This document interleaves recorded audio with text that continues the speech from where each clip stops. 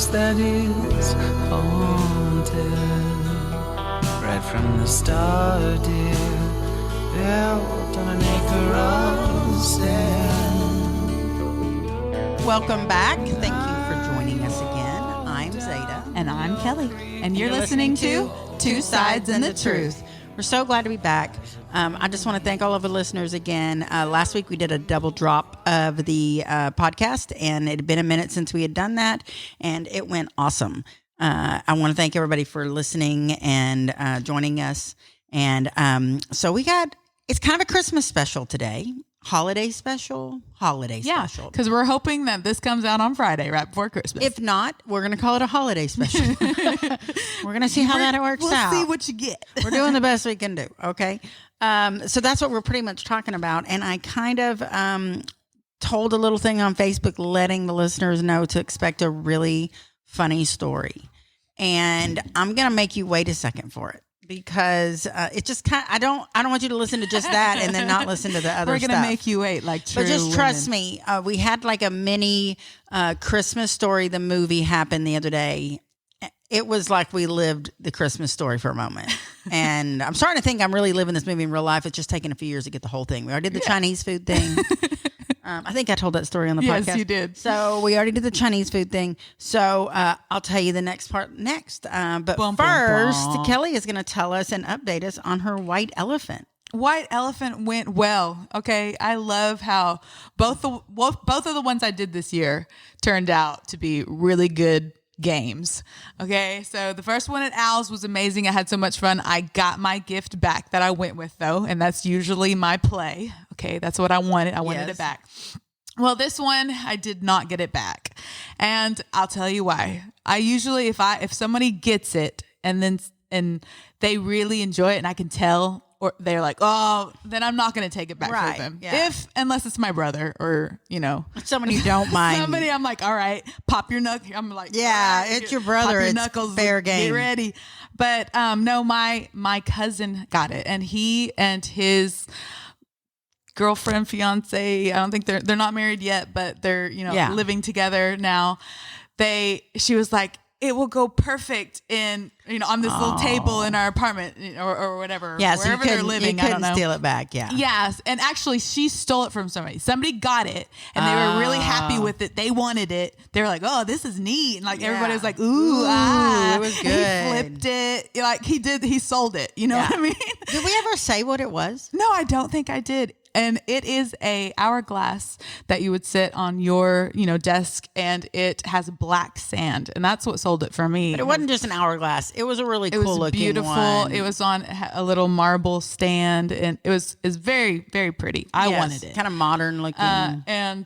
So she stole it from my uncle, and because she was like, I want that. That's what I'm getting. And she even had Mitchell in it as well. She was like, oh, she was playing the game. It was happening. This is my family. Okay. We know there are no rookies on this team. There's no rookies. Okay. Yeah. So and they were sitting right next to me. So I heard this all happen. You know what I mean? I hadn't yet said that was the gift that I brought. They were just like, oh. And so she stole it from him when it was her turn. And then, when it came my turn, I just picked another gift. And so, because I wanted them to have what did you that. end up with? I ended up with 2 nutcrackers. How fitting. And they are perfect. They're well played. Wonderful, and they're cute, and I want to play with them. So that's all I'm going to say about that. That's perfect. Well, but I also wanted to point out the difference in the way my family plays it and how we did it at Owl's. Yeah. Because at Owl's, everybody got a number as they brought in their gift. They checked in a gift, and you got a number, and they go and it's pretty much in order. Up here, you're this number. Well, and then they pulled the random numbers out of a hat or out of a whatever it was, and that's random order. Right. And my family's, we figure out how many people, how many gifts there are. There's that many numbers. All the numbers go into a hat, and then you draw a number out of the hat, and then you play the game in that order. So you go 1 goes, Yeah. then 2 goes, then 3 Yeah, goes, whatever and number you you- go up in the number That's progression normally order. how I've played it. I've played both ways, and it's Right. fun both ways. I'm not complaining. How many but it times is can you different. all steal it? It's the same. Actually, I think my family allows you to steal it 3 times. Yeah. So the person who gets it, who is the original gift getter, Yeah. if it gets stolen from you, that's 1. If it gets stolen from you again, that's 2, and then you get 3 tries. It's like baseball. Oh, 3 wow. strikes, you're out. Okay? That's the term. That's what we go off of. Yeah. So a gift can be stolen up to 3 times, and then it's frozen. Right.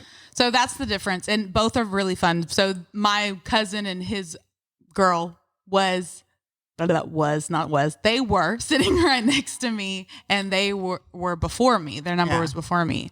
And so when it came to my time, I didn't steal it back. So All right.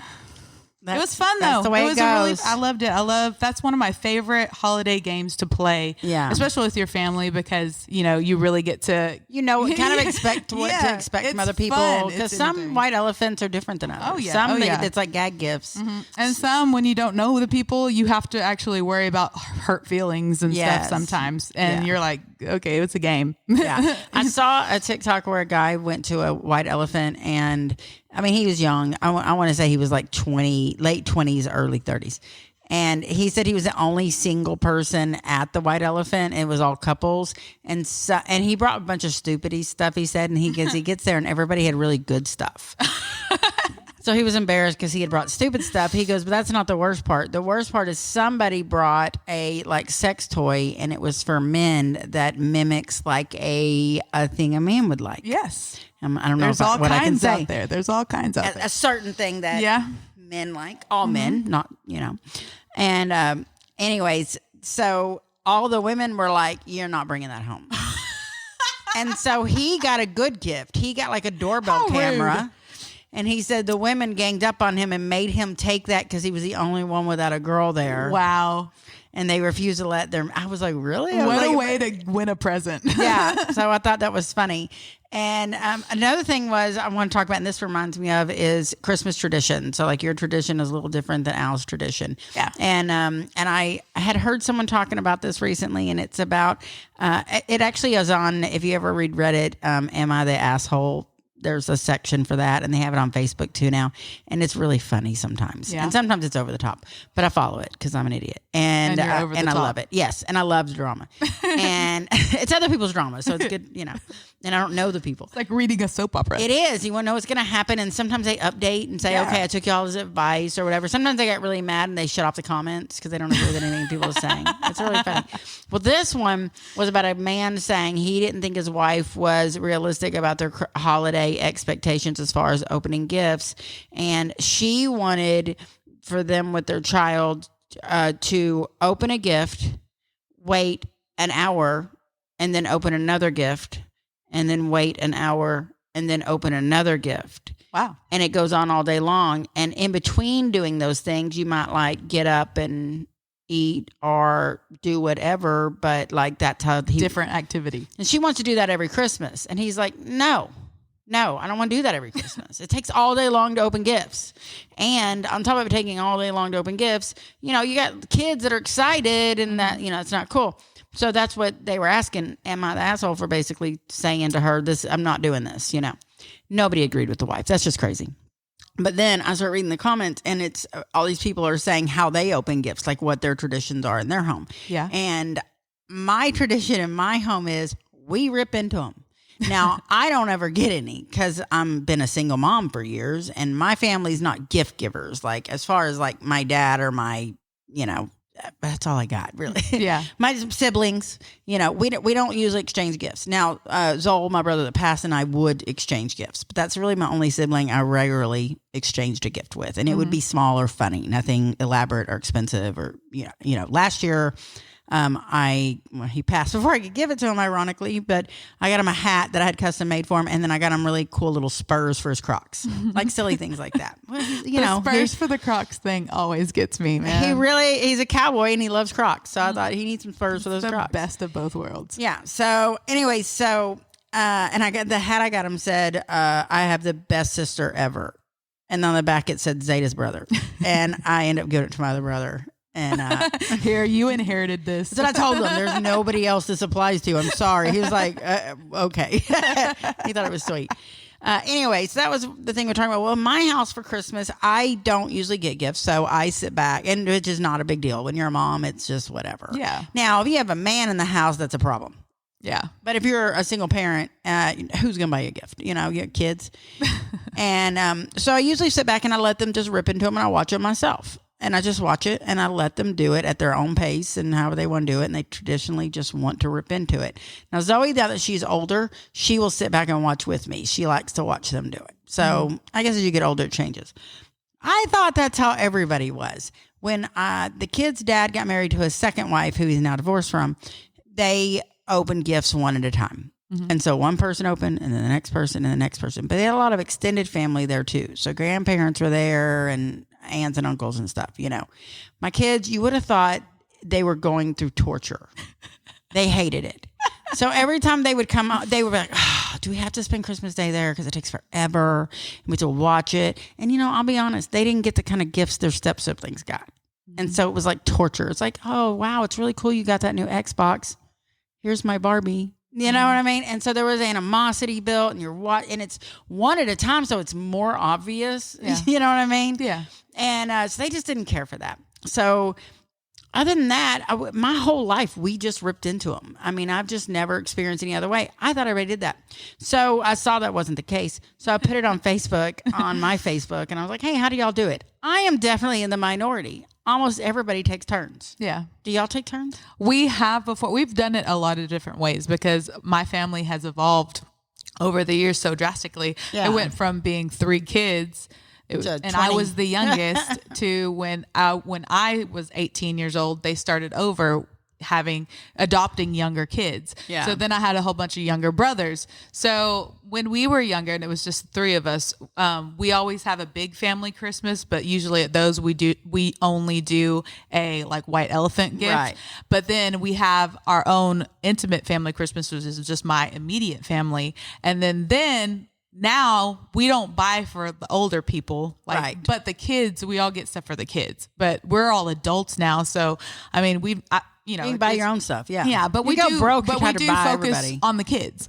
And so, but when we were younger, when it was our gifts that we were getting, we would take turns because it was just 3 my y'all. mom and my dad, and we were the ones getting gifts. So we would all take turns opening it. Yeah. But now we all have stockings, and if we have something, it's by our stocking. So your stocking is full, and then you might have a lot of gifts around your stocking. Yeah. So everybody goes to their stocking, and you Right. get to open up everything that's at your stocking Immediately. and then you can go around showing each other. You know, you don't have to wait on everybody, but everybody has a corner of the Yeah. house or the wherever we're opening up, and so then you can go around the circle to everybody else and show them what you got and look at what they got, and we all start playing with everything together. Yeah. And so, See, I just haven't done a big family Christmas with other members ever. My dad and my stepmom, I used to spend a lot of Christmases with them because, you know, and so I did experience that with them when I first got divorced because I lived with them for the first year until I figured out what part of Texas I was going to live in, basically. Yeah. So I did experience that with them, but traditionally it's just been me and my kids, or when I was married, me and my ex-husband and the kids and I. And I liked having small, intimate ones and doing that. But I was just really surprised but you know what? Most people do entire family things. Like Rick on Christmas Day will be going to his mom's house, and his brothers will be there, and his brother's wife and his niece and nephew and them. So it will be the whole family. So they're going to take turns, I'm sure. And that makes sense because you have multiple generations and you want to see what other people, so you can keep up with who gave each other things and let them see the reaction. Mm-hmm. I just was kind of surprised. I was like, that's really weird that. You know, I just found it weird. Another thing Terry just reminded me of, because Terry popped up here to give us a Christmas gift. he sure did. He's so sweet. He is so sweet. And he gave us these really cool pictures. He got one of Kelly. You want to explain your picture? The one of mine that he got from the video that I'm in, Erica Lynn Lewis. It's her House is Haunted video, Which is our theme song.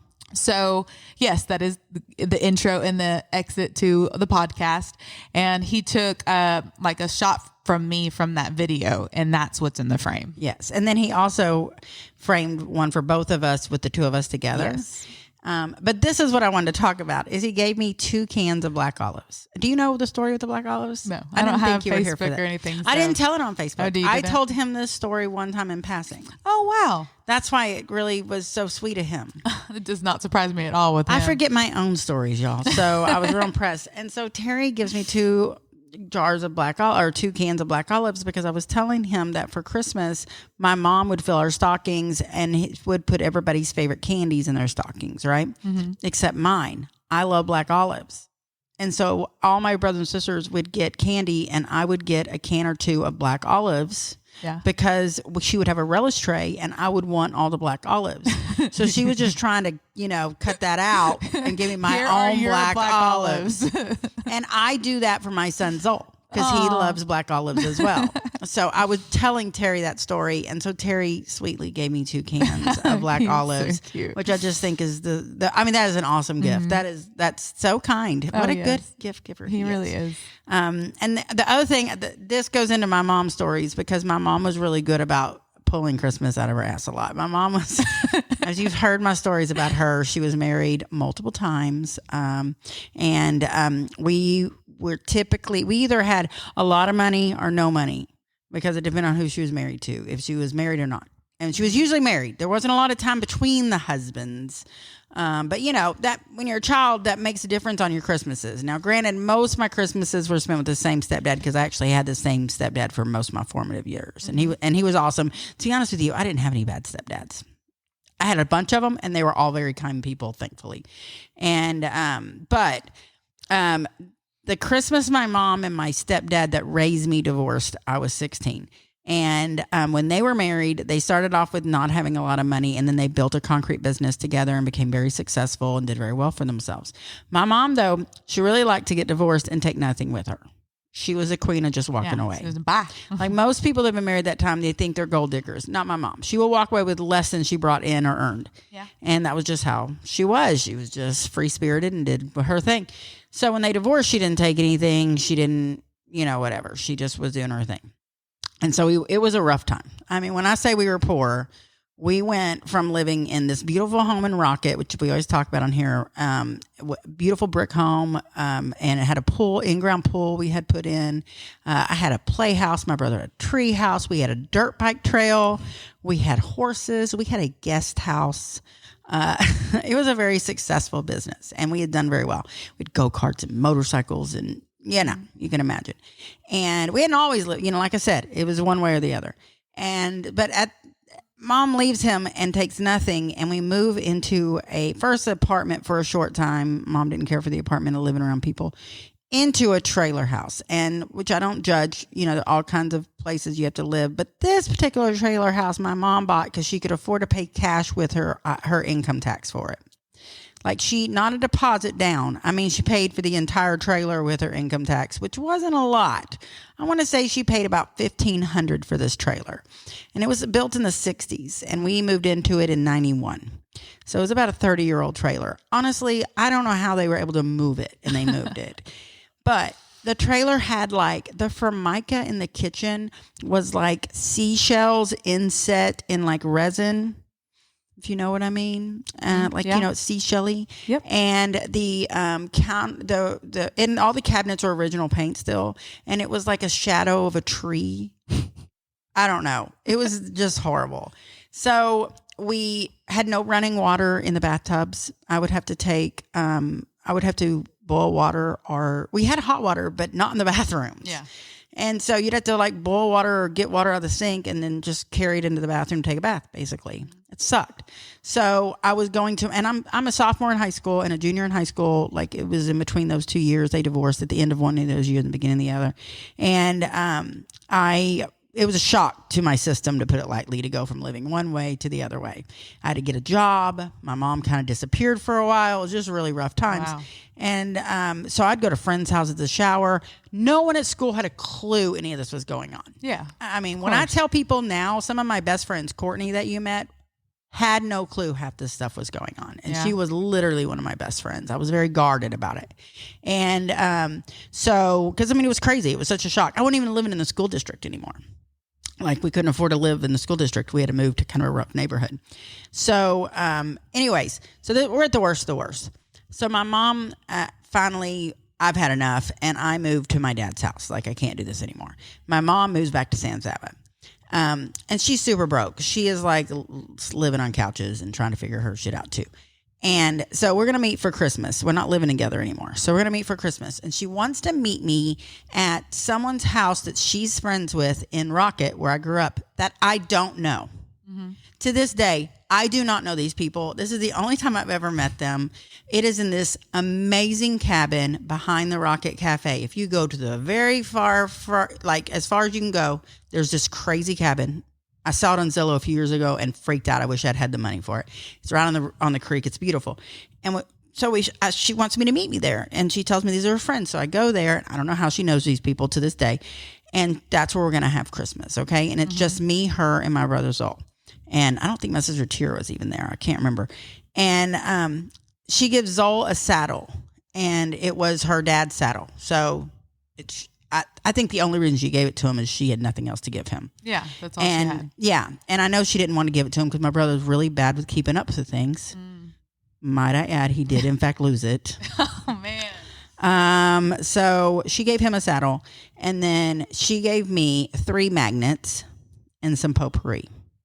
Now I'm 16 years old, and I'm used to getting like leather jackets and whatever, computers and what I had computers in the 80s. Kids did not have that back then, so she hands me these 3 little gifts, and they're wrapped really cute with a little bow on them, and they're real small. They're refrigerator magnets. Yeah. And one of them, and then she gives me a little bit bigger gift. It's small. It's like hand size. And I unwrap them, and I unwrap the 3 magnets. And one of them is like a Victorian shoe, like one of those boots the Victorians would wear. And I think it had a bouquet of flowers coming out of it. And then the other one was like flowers, like another bouquet. And then the other one was like a straw hat that a lady would have worn like in the Victorian age. Okay. I was little Miss Alternative chick. So yeah, I don't know what was going on here. No. And then a thing of potpourri. And the only other gift I got that year for Christmas was potpourri from my grandma, to my step grandma too. So I got 2 bags of potpourri and 3 magnets when I was 16 years old for Christmas. And that sounds horrible. I was not upset. My mom was struggling. I knew she was struggling. I was thankful to see her, to be honest with you, and accept the gift. But then it meant a lot to me. She tried, and I was a little disappointed, like, this Christmas sucks.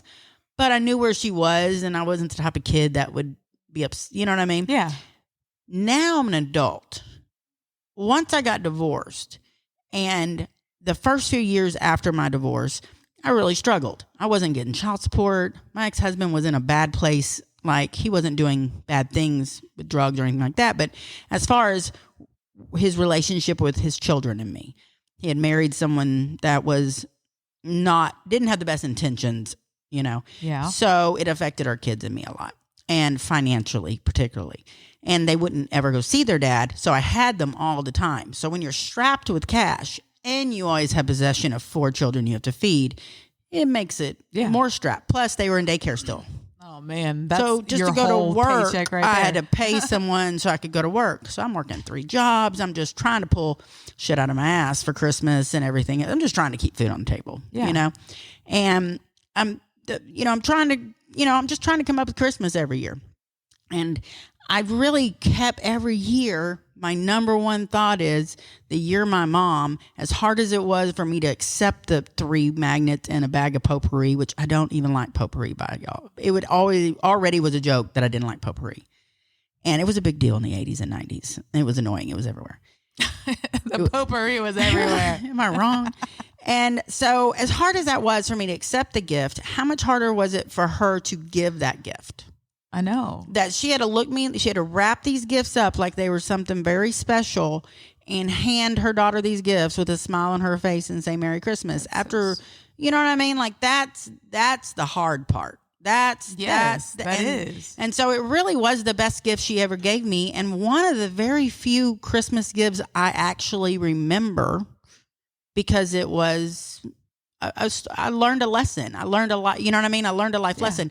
And that's why I really am just not a Christmas gift. Like, I like to get my kids gift and I like them to, you know what I mean?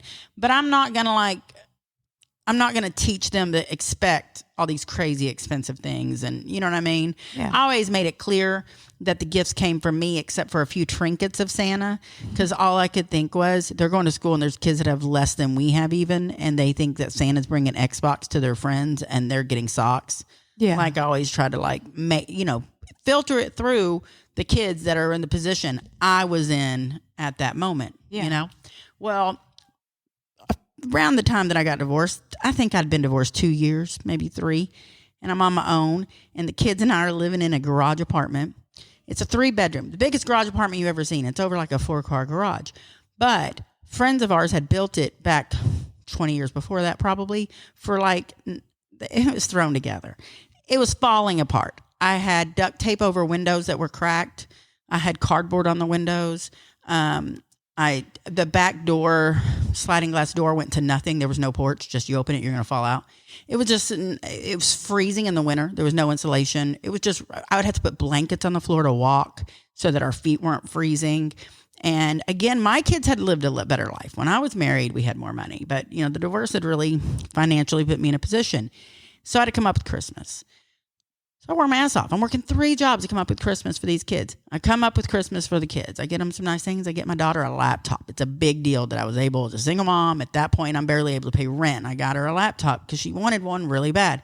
So I get her that, and I get the other kids, I don't know, some video games, whatever. So I don't have my kids for Christmas. So that's their dad's Christmas. So they go to their dad's house. While they're at their dad's house, I'm staying in Dallas with Mary, because on my Christmases I don't have my kids, I spend with Mary. So I'm in Dallas for like 5 days for Christmas. I come home, somebody has robbed the apartment. Oh my God. They have stolen all my kids' Christmas gifts.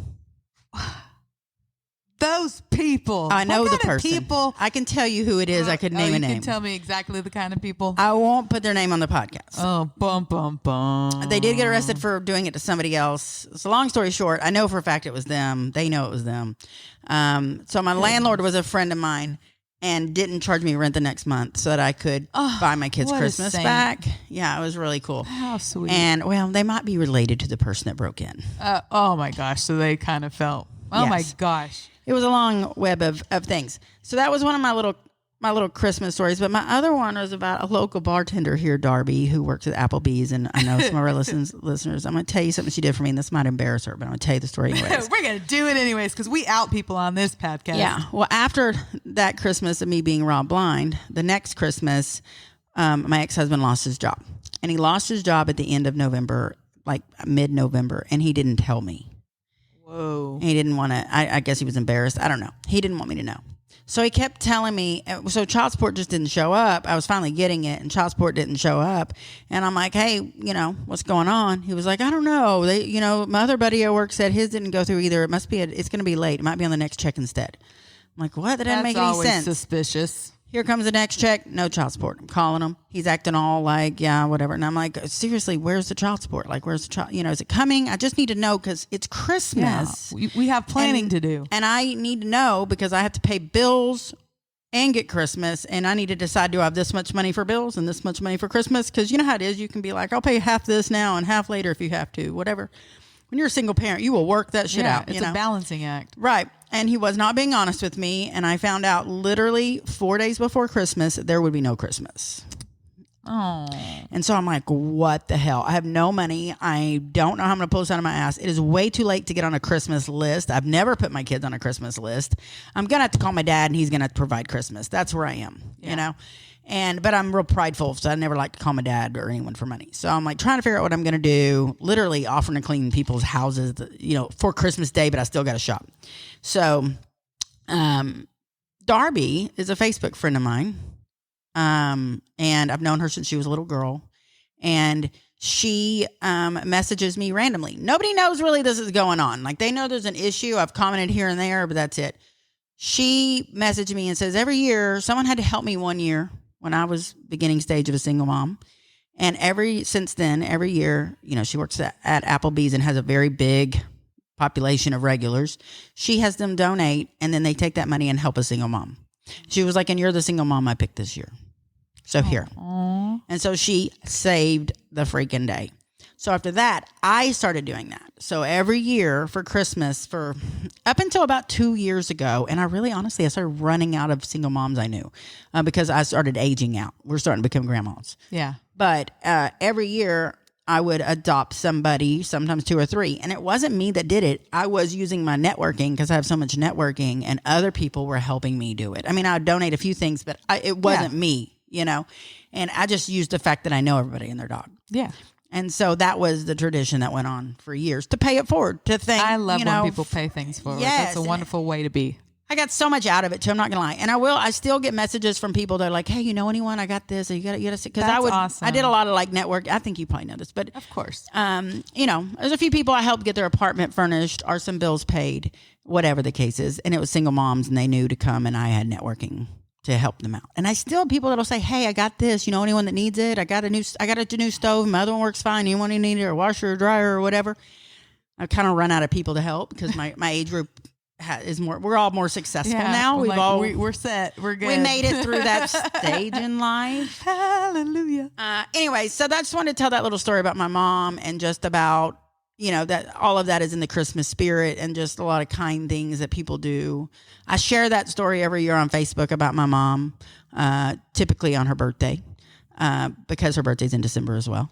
And so I like to tell a story because I feel like we all have had those moments, and sometimes we got to sit back and remember what it's about. Yeah. It's not about the gifts. I mean, the gifts are cool and all, but it's not about and poor Rick, man, he can't figure out what to get me for Christmas because I don't know. I haven't thought about anything. I just know I don't want to vacuum. You have to be probably one of the hardest people that could need, you know, to buy a gift for. I would hate to be your boyfriend. Yeah. But I mean, we don't get each other gifts. So, and I love this relationship that we have. Yeah. We don't need to. I'm just not, that's not his love language either. So it doesn't hurt either of our feelings. But I know that some people's love language is gift giving though. Yes. So you, even if it's not your love language, if it is a significant other's, you have to find out how to find middle ground there, because that's something that they are wanting. Even if they're not going to ask you, sometimes they will ask you and be like, hint, and be like, this is exactly what I want. Well, and you have cases where you have mom, and sometimes it can be dad, I'm sure, but I know more moms that this happens to, where mom does all the work for Christmas. She does all the shopping. I mean, how often does dad sit there Christmas morning and have no clue what's about to be opened? Yeah. You know what I mean? Yeah.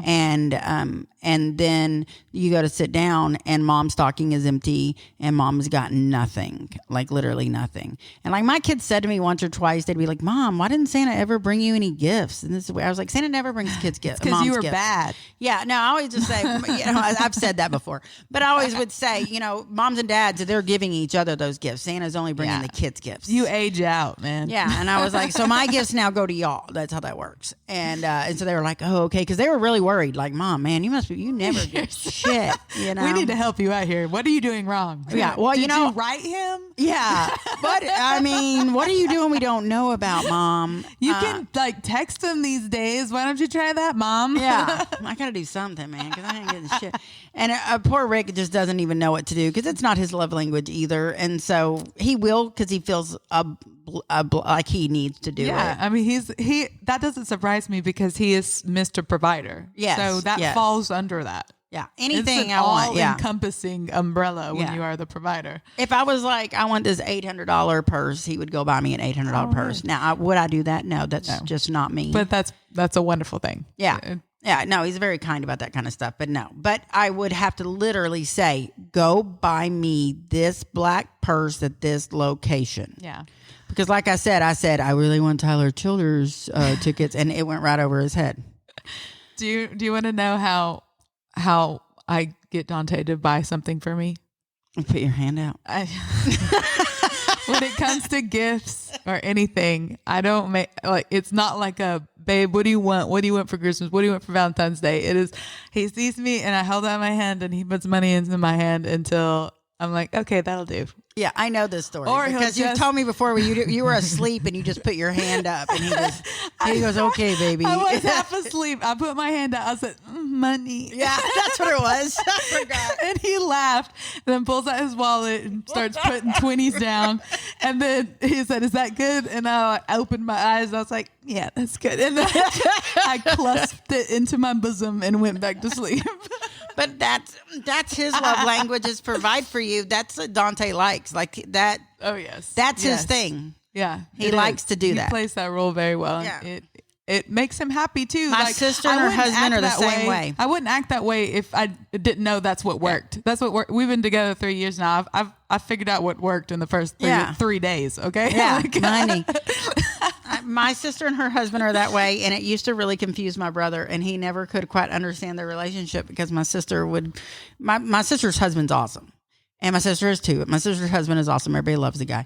And he'd do anything for her. And so, like, when they first got to the point financially where they could buy new cars, they couldn't buy two at the same time. So one would get a car, and then when that one was paid off, the other would get a new car. And you would drive your car until it's paid off, and then they would get the new car. Yeah. And then, you know what I mean? Yeah. So they would reverse it. That's how most people do it. No. Sierra always got the new car. So he would take whatever she handed down, and she would get to pick it. It was whatever she wanted. Yeah. And then he'd get the hand-me-down. Okay. But he liked that. That was his love language for her. He liked providing her, treating her like a princess. Yeah. I mean, that's his thing. She's a princess, and she has been a princess since a girl was born. Okay. So she found the right man, Amen. you know? And so for some people, they may not understand that and be like, oh my God, she's so wrong for not, but she's not, because it made him happy. And I would have to try to explain it to my brother. I'd be like, he likes it. Like he's not suffering, dude. No, like he's good. Now once they're on, now they do very well for themselves and have for a long time. But now they both get a new car, and he gets to pick whatever he wants, and you know what I mean. And it's just as nice as hers. So you know, he understands her love language. And that's what it's all about. You have to figure out first what yours is, because no one's going to make you happy if you don't know what makes you happy. Yes. Like what makes you feel good, and then you have to figure out what theirs is, and you have to. You have to be a good match. You have to either get on board with that or find middle ground. Yes. Or figure out what can please them equally that you can do. Right. And then you go with that. That is exactly right, and it doesn't always work out for people. No, like some people, that is, you know, it's an art. You have to, you know. It is. It is. I mean, every day. Because sometimes opposites attract. Sometimes one person needs to be a taker and one needs to be a giver, and that works out really well. And sometimes it does not. One gets mad, the other one's always a taker. Like it could go. No, you can't always be taking. Oh, trust me, you have to give. You have to find. Yes. You have to figure out how you can give, and it pleasures you. Yes. You know, pleasure you mean. yourself. It's pleasing to yourself. Not that you should do things to make yourself feel good, but that encourages you to continue doing it, though. If you feel good about what you're doing, that's a good thing. Yeah. Feel better about everything that you're doing. Do more things that make you feel good. It's like me. I get up and make breakfast for Rick and the kids, and I don't eat it. I don't like to eat that early, and I really don't like breakfast food. A love service right there. I love doing things like that. Yeah, and so I get up and I do it, and Rick feels bad. Sometimes it makes him feel guilty, and he's like, "You don't need to do it." He wants to get up and get in the kitchen first. No, Pull it on his pants that are already underneath the bed. Well, I tell you what I did this morning. I did not feel like getting up to do it, and I use typically about once a week. I'll be like, "No, I'm staying in bed a little longer," and so this morning was that day, and so I was like, I said, "I think I'm just going to keep sleeping." So he gets up to take a shower for work, and I lay in bed. But I set my alarm so that I'll be out. I'll get up like 10 minutes before I think he'll get out, because he goes in there forever. He's a man, you know. He's doing man things. And so I got up long enough to go downstairs, because what he does on those mornings is I buy them these microwave little breakfast things, and he will heat up 2 tortillas, because he has to have his fresh tortillas. So he'll heat up 2 tortillas, and then he will microwave that, and he'll make little breakfast burritos, right? And so I went downstairs and I microwaved his thing, and I heated up his tortillas for him. So he had them ready. I just didn't have to cook the full meal. Just, I made his coffee, whatever. And so he came downstairs. He was like, "Well, I didn't expect you to." Like, you would have thought I had made his full breakfast. He was like so surprised and thankful.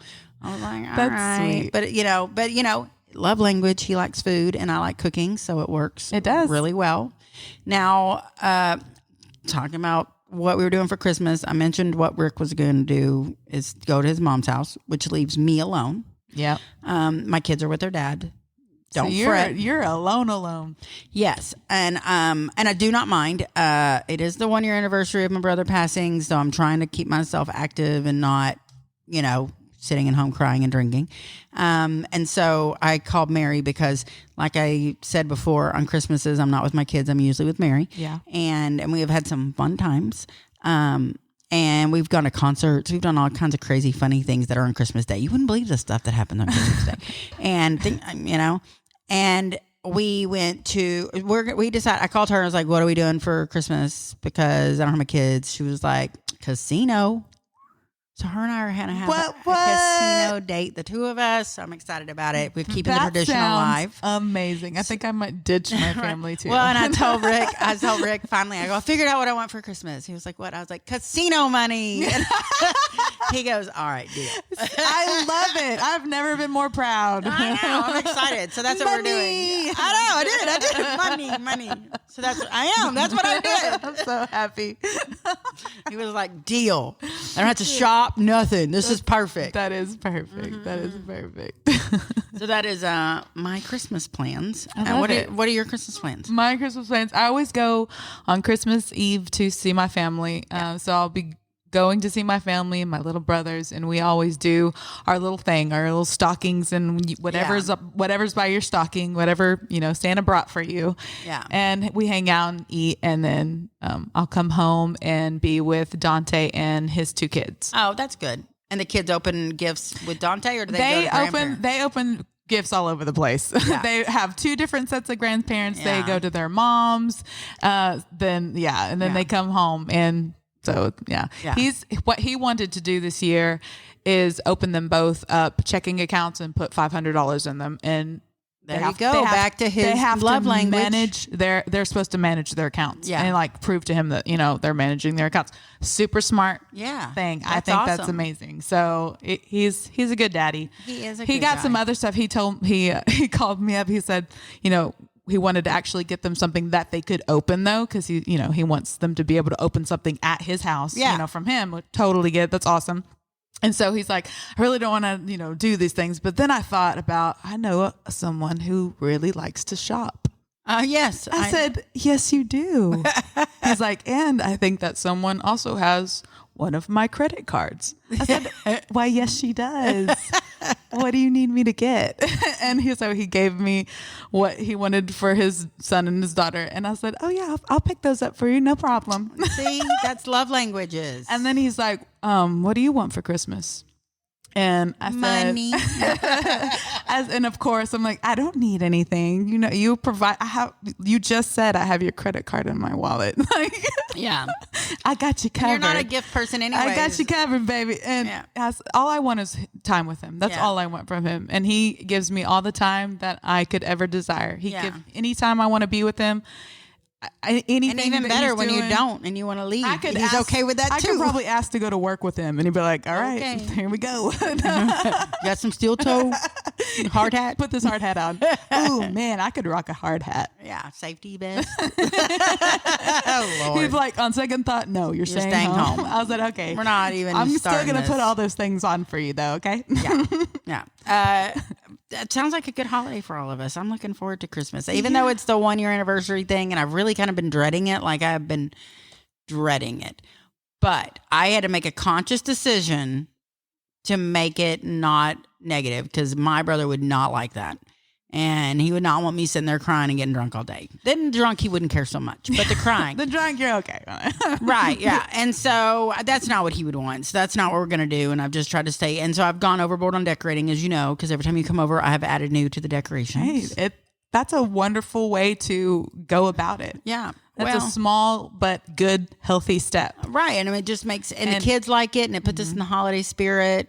I almost forgot. I've got to tell you about, I got to tell you Rick's story. Oh my God. Okay. I almost forgot two big stories. First, I'll make this quick. My son, he's in high school. He's a sophomore, and they're having to dress up the last week of school. High school kids are funny. Juniors and seniors will usually dress up somewhat, but freshmen and sophomore don't. Like they're just starting high school, so they're not real secure, and they think kids will make fun of them. Yeah, gotcha. But by the time they're juniors and seniors, especially seniors, they're usually like, heck yeah, this is my last year. Yeah. I want to wear pajamas. Hell yeah, I want some pajamas. I don't care what people think. You know what I mean? It's just a different mentality. I got you. Well, Zoll is a sophomore, so he's surprisingly in this. So he tells me like a week and a half before this, they had school through the 21st. It's stupid how long they're in school. And so he says, I want to dress up. They have 3 dress up days the last week we're in school. And I said, okay, well, what are they? And he was like, well, the first one is famous Christmas movie characters. Yeah. And I was like, okay, well, what do you want to be? He said, I want to be Ralphie from A Christmas Story when he's in the bunny suit. I need you to get me the bunny suit. I need the bunny suit. Which I instantly was like, hell yeah. So I did, in fact, order a $65 bunny suit because I wanted to see my 6-foot son dressed as a pink bunny. I mean, who wouldn't? And he's going to go to school in it. Like, he's not even, like, he's ready. That's awesome. So I'm like, yeah, okay, let's find it. Well, Gotcha. it was like a week and a half, and, Christmas is around the corner, so I could not find it where they could get it to me anywhere on time except one place said they could. One place in New York, a toy store, I found it. And that was where I got it. So I ordered it from them. I paid $17 for expedited shipping. So it'd be here. It was supposed to be here Saturday so he could wear it Monday. Yeah. I did not arrive. It got pushed back to Monday, which is the day he needed to wear it. Yeah. So Sunday, when he came home from his dad, I had to break to him that the bunny costume wasn't here. And I said, how do you take it? Well, because we came up with a plan B. And now he's going to wear the bunny costume tomorrow, which is pajama day. Oh, my gosh. So it works because they wear pajamas. Ralphie's aunt made him. Oh, my gosh. So he's going to wear those tomorrow. And when I tell you he's giddy about it, and when I tell you he put it on, Zaylee and I lost our shit. Oh we gosh. could not allow. It is the funniest thing ever. I'm gonna have to see this. There will be a picture on gosh. Facebook and Instagram, but it's not. I can't even imagine it's as funny as it is in person because he's so tall. And the ears stick straight up. So he's like 7 foot tall with the ears. Oh, my gosh. Anyway, so we had to come up with a plan B. Yeah. So Sunday night, literally at the dinner table, 7:00 at night. I'm like, so what do you still want to dress up tomorrow? What are you going to do? What can we come up with? So we're like throwing off ideas, but you've got to be able to come up with it that night. So we came up with Marv from Home Alone, which when he gets the, he's one of the burglars. Yes. When the iron hits him in the face and leaves the iron mark. Yes. This is what we've come up with. So we go to Walmart. We get a jacket that looks as close to Marv's jacket as we can find. Yeah.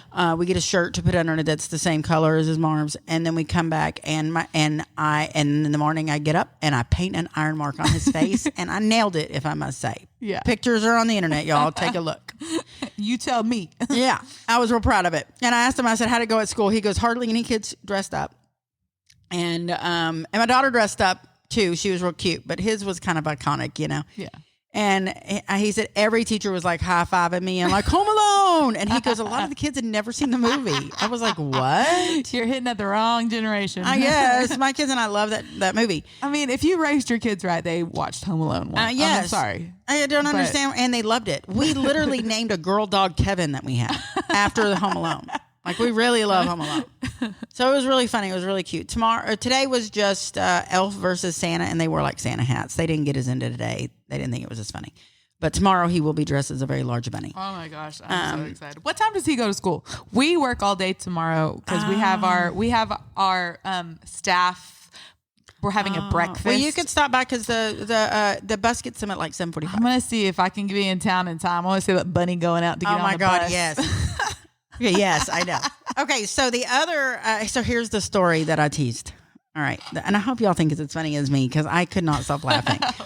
All right, so y'all know I've been talking about the meat. Yep. All the meat. All the meat. You remember talking about how giddy Rick is about the meat? Mm-hmm. Okay. So if you've seen A Christmas Story and how giddy the father is about the leg lamp and the turkey. Yes, he's pretty, yeah. Okay, so this is what I'm dealing with Rick and all the meat. So Rick comes back from hunting and he brings home the second deer he killed, meat. Yes, his second So he's deer. giddy again. Mm-hmm. So he gets home. He's so happy to be home. He's been gone a few days and he's so happy. And so he didn't kill anything this time, but he brought home the meat. So he gets the box, hauls it into the sunroom where I keep the freezer. I don't know if you noticed, it's no longer in there. Because he goes and opens the freezer and the freezer is not on. Oh my gosh. Mm-hmm. Yeah. So we have one whole deer plus some of last year's deer plus like a quarter of a cow left that he had butchered. Like he bought a cow with someone from a farm. Yeah. All gone. I'm talking hundreds of dollars, if not thousands worth of meat gone. So how did he react to that? Not well. And I have talked so much shit about this meat. So when he killed the second deer and he called to tell me he killed the deer and he was all happy, I was like, great, more venison. Yeah. Yay. I said it like Bailey Sarian. I love her. And I was imitating Bailey Sarian's voice when I did it. So if you listen to her, you know exactly what I'm saying. I was like, great, venison. I'm so excited. And so I've been it's been an ongoing joke. It's like, I can't eat venison every day. Okay. 4 days a week is too much. 1 day a week. Okay. 2 days. I can do that. No more. That's all you're getting out of me. Cause you still got to get other red meat and I want some chicken and sometimes shrimp. So I'm trying, it's an ongoing conversation. So bless his heart. And he opens it and he looks at it and I don't know it. And he just has this look go across his face. And I'm like, oh my God, what, I know something's wrong. I don't know what, but something is wrong. Mm-hmm. And he looks behind it, at the plug. And that's when it hits me because on Thursday before this is Sunday night. On Thursday, I'm walking through the house and I realized I have a small Christmas tree on that wall in that room and the lights weren't working. And I was like, I just bought those lights. Why are those lights out already? I just bought them this year for this Christmas. I'd had them maybe a week and a half. And I'm like, what? I can't believe they're out already. So I plugged it in. I went back and forth between the two plugs on the same socket. It didn't work. I was like, the lights are out. Oh my God, y'all, that's a blonde moment. I don't know to try a different plug. I even thought to try a different plug. And I was like, nah, the lights are just out. They were cheap. So I don't. Well, a fuse went out on that wall. There's only two things plugged into that wall. The Christmas tree, very small, 2-foot Christmas tree, and the freezer. There's a real good chance that the lights of the Christmas tree popped the freaking fuse. Might in fact be my fault. Is what I'm saying. You and so sabotaged his all meat. of this is hitting me. I'm looking at him, almost crying. I am like, oh my God, it's me. I think I might have done this on accident. And I could have caught it on Thursday. You could have. It literally happened I remember I went upstairs and the lights were on. I came downstairs and the lights were off. I could have caught it the moment it happened if I had investigated further. It didn't help that I was home alone all weekend, so I didn't open the freezer to cook like I normally do. Yeah. So it was like the perfect storm. And so then, except I was dumb and didn't think to investigate. But whatever. We're going to act like that didn't happen. So over the weekend, I went as far as to remove the lights, buy new lights that are battery operated. I don't know why I got not another plug-in because, again, second chance I could have caught it because I would have gone and plugged it and been like, oh, it's the plug. But you went with the battery, so you didn't even have to. No. Oh my so gosh. I replaced the light on there. It's horrible. So he's staring at the meat and he's just dumbfounded. He just doesn't. And I'm like, what happened? And he's like, what happened? He's like, the freezer is not on. Is not working. Oh my God. I said, is all the meat gone? Oh it instantly hit me. I instantly was looking at the Christmas tree like shit. Out of the corner of your eye. I knew. And I know he tree. was thinking the same thing and not saying it. I really have to give him I know he wanted to lose his shit. Yeah. He wanted to blame someone and I was rightfully the one that should have taken it. So, but he didn't. And so he was like, and then I was like, I don't know what to do. I said, well, maybe the bottom of it is okay. Maybe the frozen stuff on top, you know what I mean? It's more insulated at the bottom. I don't know. I'm guessing. Yeah, you're just pulling shit out of your ass. Some of it was true a little bit though. There was a few things salvageable at the bottom.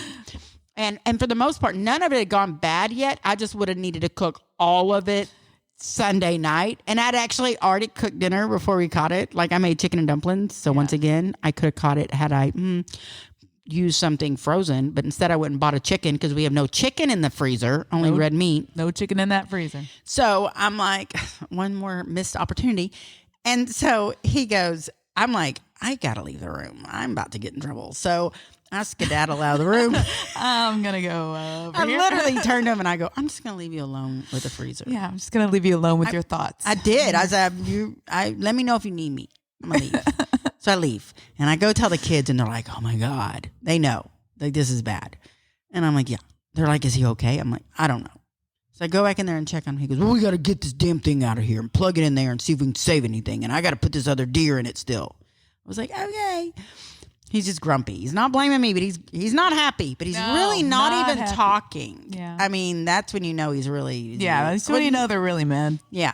So he's like, we got to get it out. So we have to lift it with all this meat in it and carry it out of the house. But I am telling you, I can barely lift it. It is so heavy. So he like yells for Zol, who isn't weaker than me, to come and help. So Zol and I have one side. He has the other side. We haul it out. It plugs in just fine. It's definitely the fuse. Yeah.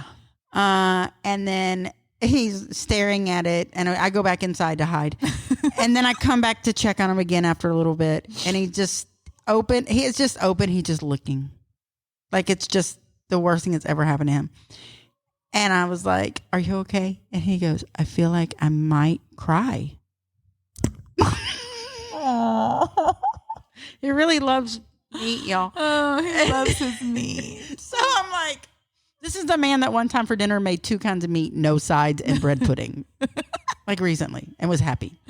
So I'm like, I don't know what to say. I'm like, what do you say? Sorry. It literally was like all at one time, the leg lamp and the turkey got eaten in the same scene. Yeah. It was all in the same scene. And I was just like, and I'm the mom. I'm going to definitely get blamed for the lamp. Oh, This is what's going on. And so I'm just like, ugh. So I go back in again to hide. And then he comes back and he goes, well, I guess I'm going to take this meat and give it to people that can cook it tonight.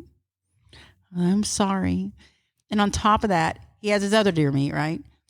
But because he had gotten the first one done with all these expensive cuts, like summer sausage and flavored sausages and like all these really good cuts and stuff, he had the newer one that he had brought home made into mainly ground deer. So it's like a ground beef. Mm-hmm. So we have our least favorite of all of them left. So basically he's like, I'm going to have to hunt a lot more until the season's over. I'm sorry. I need to make up for the deer. I was like, no, go, please. Leave now, in fact. You can go right now. Go get him, Tiger. Just don't be mad. I'm sorry about the Christmas tree.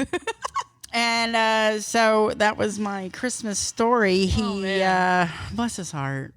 That is tragic, and I'm sorry. It really was horrible. Am I wrong? Is that you're Is that not a scene from the Christmas story? Yes. It's your own Christmas and as much story. as I've talked about the deer and y'all know what it means to him, like I was like, it's like I talked this up as if it was going to happen. It's like the deer died twice. Poor things. I swear. I don't know, but he's still in mourning. He never blamed me.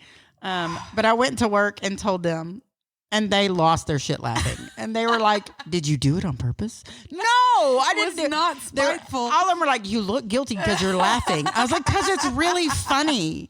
And I even told Rick, I was like, I'm sorry, baby, but I got to tell this on the podcast. I'm sorry. I won't put it on Facebook because it hits too close to home. But it's going on the podcast. This is good content. And he didn't say anything. He just, that's all. Just a lot of growling going on. So that was my story that I absolutely had to tell everybody because I was living the movie. I even said to him in the middle of the ordeal, I go, I feel like we're in the movie The Christmas Story right now. And I just broke your leg lamp. He looked at me and he was like, and they stole the turkey. I was like, yes. And the dog stole the turkey. So, So Merry Christmas, y'all. Merry Christmas. Go check your meat. Yeah, go check. And here's what's funny is now, since Sunday, I have checked the meat every day. I'm opening that fucking freezer. Check that meat. I'm going to touch it. I did. And I caught him do it one time too. So I laughed. We're like doing drive-bys. And now it's in the garage in his man cave, which is where it should have been in the first place and where I told him to put it. Well, so it really is his fault. I mean, ultimately, yes. Well, if you really want to think about it, I mean, I can find a way to blame him. Yes, yes, because we're women. Yeah. So he likes it. Anyways, yeah. So Merry Christmas, y'all. And all right. So now we're gonna talk. Are we gonna do fan mail? What do you want to talk? Well, we do have some fan mail. People have been listening and they have been writing us. Oh, that reminds me. After the fan mail, remind me to tell you something related to fan mail. Because you know me, I'm gonna forget. Fan mail. We'll stay on the fan mail subject for a second. Let me prop this bad boy up. Okay, so let me get into my email or our email. We actually have two. So I guess I'll read both of them. Our first one is from our good friend, Cindy. She's my friend, and she's just started listening to the podcast. And so I was really excited to open this up today. And she says, just wanted to say I love, love, love the podcast, especially when y'all talk to single women who are out there trying to date. It's a true horror story. I have laughed and cried, but tell your listeners not to apply their mascara while listening. I busted out laughing at something and poked myself in the eye. Yes. She's so funny. Hit the bless your heart button. Oh, I forgot it today. Womp, womp, womp. Okay. Well, bless your heart. There you go. I've told everyone I know about the podcast, and I want to go to San Saba for cabin talk, puppy dog eyes. Oh, she definitely needs to come. Her and Marilee, we need a girls' weekend. Oh, I know. I may not say much, but I'd have a blast just listening and taking it all in. I'm a man's woman learning to be a woman's woman. Totally new concept, as I typically don't do well with betas, but never knew a lot of strong women to hang out with. But I do know they are my bitches, LOL. Cindy Saucedo. Thank you so much, Cindy. That's an awesome woman. And we actually have another one. You know what's funny is Marilee has started listening to it too, which Marilee, for the listeners, we've talked about them before. That's who she's with her girls' nights on. That's who Kelly goes her girls' nights. Cindy and Marilee go out on Thursday nights karaoke with me. Yes. And so Marilee has started listening to the podcast as well. And now she's really funny because she's never really texted me. We've never really had a texting relationship. It's kind of like, are you going to be there? Are you going to be there? I'll be there. That's about as far as we get. There. Yeah. No, we're texting now. She's like, girl, you know what? On that episode where you were talking about, I loved it. She was like, she just went to visit family in Georgia, I believe she said. Yeah. And she was like, I'm on my way. And this is what I'm listening to this one. I'm like, I love you, Marilee. She's so cute. So great. Yeah, I saw one of my aunts this weekend at our big family Christmas, and her wife have been listening to the podcast, and she was like, oh my gosh, we love it. We listen to it all the time. I know. I was so happy. I was like, shh, don't tell anybody else. Yeah, shh, down low. Don't tell mom. Shh, be quiet. Yeah, that's funny. That's funny. Okay, well, we have another one from Terry. Terry wrote us an email. That's sweet. It's like he gave us two presents. I know. Okay, he says, hello, Kelly and Zada. Bless y'all's heart. I just want to let you two know how much I enjoy being on the podcast. It was so much fun, and I can't tell you how much you two I can tell how much you two enjoy the show. As I said in the episode, I listen to your show, and it is very enlightening as to the things women go through. I would suggest that men start listening. They might learn something, even if they might not want to hear the two sides and the truth commentary. Here is where you are supposed to laugh. I know. I am. Anyways, I also want to let you know how much I value your friendship. I look forward to our next double date. I like being with the two prettiest women in the room and seeing the jealousy in the other men's eyes. He's so funny. Keep up the good, informative work. Love you both, Terry Connor. Oh, very sweet. Thank you, Thank you, Terry. If you would like to send us an email, you can reach us at twosidesinthetruthpodcast@outlook.com. And you can find us on social media. And I am Zada Owens on Facebook. And I am Z Mamacita on Instagram. And I am Kelly Lady Pearl on Instagram. Yes. And we will try to post pictures of stories we tell. Sometimes I always listen to the podcast later to remember, so I remember what stories I told. Because y'all, check that one off the list. It's so bad. My memory's so bad. This is what I was going to say about this. I don't know if you noticed, because I know you don't always look at the podcast reviews. Yeah. But we got a 1-star review. I was going to bring that up to you as well. And it was literally, I saw it right after, and I think it was before, because it was on Friday. So we had just dropped the one that I'm talking about. Like, what do you do when people don't like you? Yes. But it's when I saw that 1-star review, and I was actually at Cindy's house, and so I told Cindy, I was like, we just got a 1-star review. And she said, what? I said, yeah. And so it brought us down from our 5.0 because we've had perfect rating to a 4.9. I'm going to tell you, I was happy about it. And I'm going to tell you I was happy about it because I have always said this. You've heard me say it. I've said it on the podcast. I say it on Facebook all the time. I feel like if everybody likes me and what I'm doing, I'm not being authentic to myself. Because to please everybody else, you cannot please yourself 100%. And, but I don't think somebody listened to that podcast and didn't like it. I think somebody doesn't like you or I and took the effort to leave the star. Yeah. Because if they listened to the podcast and they didn't like it that much, they'd leave 2 or 3 or 4. Mm-hmm. They, you know what I mean? Yeah. That's fair. Rating. Yes, a rating. That's why Cindy but asked. to go from all 5s to a 1 tells me this is someone that just doesn't care for me or doesn't care for you, whichever. And that's how they wanted to show us. And that's how they wanted to show us. But they don't seem to understand that I feel like if I live in your head enough that you're going to take the time to log into your Apple account to find my podcast, to leave a review, or your podcast, to leave a review with no words, but just that tells me that I'm doing something right. Yep. I'm doing something right. By your standards, yep. By my standards. And to me, it's more authentic and bad press is better than no press. And I'll take that 1 star because, you know what I mean? I'll take it 1 star at a time. Right. And so I actually said something about it on Facebook the day that it happened, but I was waiting to talk to you about it on purpose. And what I basically said was, woohoo, we got a 1 star. And although I think it's probably because someone doesn't personally like us, because I do rub. So, I mean, I am definitely not for everybody. And I make that real clear. Yeah. And you are not for everybody because people. Definitely not. It's not really your personality as much as they're intimidated. And people get intimidated about me, but in a different way, you know? I think it all comes out, though. It all comes out the same. You know, it doesn't matter what it's for. It's still. For whatever reason. Maybe they just meant we're number 1. Maybe. And they got confused. Number 1 star. But I just couldn't. I got a kick out of it. I'm not going to lie. It just made me kind of laugh. And I thought, if I'm in someone's head that much, you know, they may not, they're not a friend. They're a fan. It's okay. And I said, that's where I came to. I was like, thank you for the 1 star. Thanks. Yeah. Because Cindy's like, did they say anything? I was like, no, of course not. That's saying it all right there. Yes. And when I put that on Facebook, some of our listeners had pointed out, one of them in particular pointed out that Kelly Raspberry reads reviews on her podcast with her husband.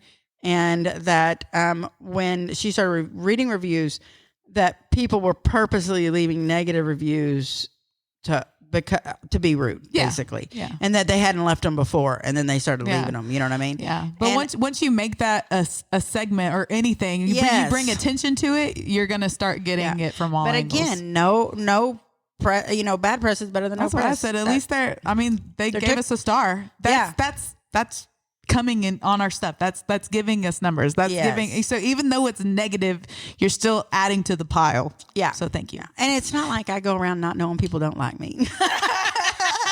Yeah. I mean, I'm just saying. And I'm not saying there's a lot of people running around that don't like me, because that's not true either. I just know that if there's a room of 20 people, there's a good chance I'm going to piss 1 to 2 off. That's a pretty good ratio there. Because I'm opinionated. It's not so bad. I don't like to argue with people about my opinion, but I don't necessarily allow you to have if your opinion to me is gross, like if you racist or whatever, I'm going to let you know. Yeah. Point blank. We're going to have a conversation. And because that's just not cool. You know what I mean? I don't do it about everything, but there's a few things. Those are called bugaboos. Yeah. You know what? I want someone to leave us a 3-star review, because 3 is my favorite number. Can someone do that, please? Because the thing about the rating is the rating doesn't affect us in any way other than to let us know. Yeah. The only thing it affects is our emotions. That's it. And unfortunately, you got bitches that don't care. You know. But I mean, teach their own. Teach their own. I just found it funny because I just thought, I think it's so funny too. It just seems silly to me. I just thought it was funny. So I didn't know if you had noticed it because I didn't know if you even looked at those things. I don't usually. The only time I do is because I want to see, because I check our email. Yeah. And then I also check to see if we If they have left a anything I review, need to, because I don't want to miss anybody. I want to read what people share because I know that they like to hear their shout outs. And so that's why I check, and it's right there by it, you know, so you can't really miss it. And it, you know, I liked it though. I was like, I like that, the way that 4.9 looks. I know, honestly, it made me feel more legit. I feel a little edgy now. You know what I mean? I got a lot of feedback from people. I was like, I'm going to drop the F-bomb or something. Oh, watch out. Well, yeah, I just did earlier. My bad.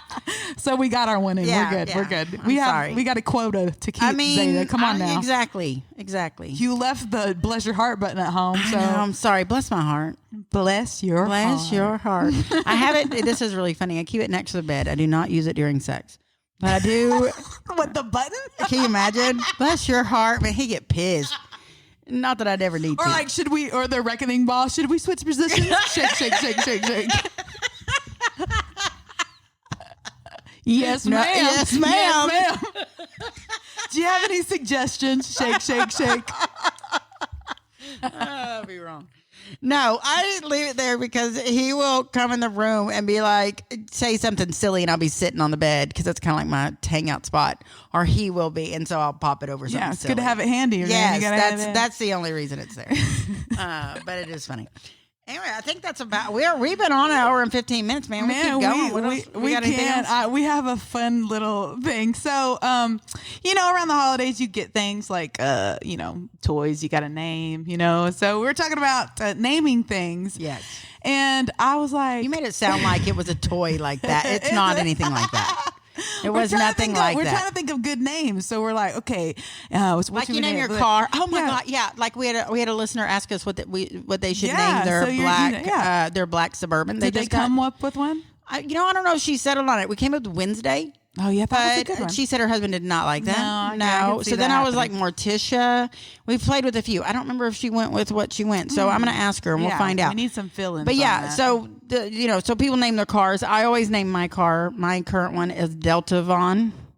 I like that. Like Delta Dawn. It's a truck, but like Delta Dawn, the song by Tanya Tucker, but Vaughn, because that was my mom's middle name. So I made it Delta Vaughn. I like it. My truck before that was Miranda Vaughn, after Miranda Lambert, and again, my mom. I'm partial to that name. Yeah. So we were talking about names. Yeah. So apparently you have to watch what you name your things, though, because some people name their personal parts those things. Yes. And then you can't use that name. Yeah. So one of us suggested in the car naming something a certain name, and the other person in the car. It should. What was it? Ollie? Yes. And so the other person said, I thought that Ollie the elephant sounded cute, and apparently I can't use that. No, you can't use that. No. And why is that, Zada? Because other people many years ago could have possibly called their item that. And by their item, you mean penis? Yes, and I like to block things out. I mean, that person. I'm sorry. If anybody likes has to block things out, so I was like, absolutely not using that name. Sorry to ruin that. Kelly was like, "This what?" I was like, "What? What do you mean what? I didn't name it. Their mother did. That was a childhood name for it, for real." Anyway, so yeah, you just can't be coming up with names. So do y'all name things? And if you did name your car like a black Suburban, can y'all think of a creative name? Because this listener saved for this for years. Like, this is a big deal. Which obviously it is. A Suburban's not cheap. But this is like her dream vehicle. Like, she really worked hard to get this vehicle. So she wants to give it the perfect name, and she wanted us to help her. Well, sometimes it takes a minute for that to come to you. Yeah. So if any of y'all have just can think of something really funny off the top of your head. I had a pearl colored car. It was named Pearl, self-explanatory. I like to name all my animals in my car with funny people names. Like, I had a dog named Bob. My daughter's current dog is Dolores. Mm-hmm. My cat is Franklin, which is a girl. We do that a lot. I had the dog Kevin I told you about. We have a theme here is what I'm saying. Mm-hmm. So you named your car too, didn't you? What was her name again? Well, I call my car now Betsy. Oh, okay. But my Jeep I had before, that's where I get my Instagram name, Kelly Lady Pearl, because my Jeep's name was Lady Pearl. Yeah. Cute. Mm-hmm. That's a good name. And I have another Jeep, but it's not named. Oh, So, well, actually, I was calling it Goldilocks, that's but she's cute. not gold though. So no. Did she just get lost in the woods? Is that what happened? Yeah. So She got lost in the woods. yeah, that's what happens when I get in Jeeps. You know. Well, if anyone can think of a name for a black Suburban, we will pass this on to her and think maybe you'll have something more creative. I was trying to think of something good. I always kind of go with the color of the car. That's where I go off of it, you know. And that's it for the show. Unless you have something else you want to say, We're good. We got a good one down today. I think we did. So hopefully get into this some trouble. comes out before Christmas. Yeah, So that's Merry what we're Christmas aiming. if it Merry does. Christmas. If it doesn't, Happy New Year. Yes, and all the other holidays. If you celebrate a different holiday, Yes. then all that too. You know, all the above. And we'll talk to you again next week. Maybe I don't think we're taking off. Are you plan? I plan on recording. As long as Al will let us in here, we'll be here next week as well. All right. And we'll talk to y'all later. Love y'all. Love you. Thanks for joining us on Two sides And the Truth.